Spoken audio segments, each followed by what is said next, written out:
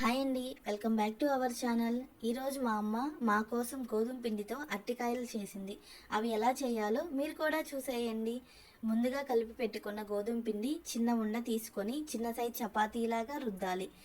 అలా చేసిన చపాతీని ఒక నైఫ్ తీసుకొని వీడియోలో చూపించిన విధంగా కట్ చేసుకొని చిన్నగా రోల్ చేసుకోవాలి.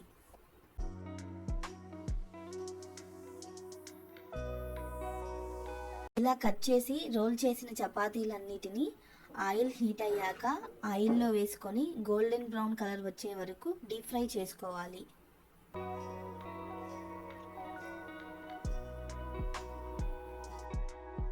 ఫ్రై చేసిన అరటికాయలన్నిటినీ వేడిగా ఉన్నప్పుడే మనం ముందుగా ప్రిపేర్ చేసుకున్న బెల్లం పాకంలో వేసుకొని బాగా కలుపుకోవాలి.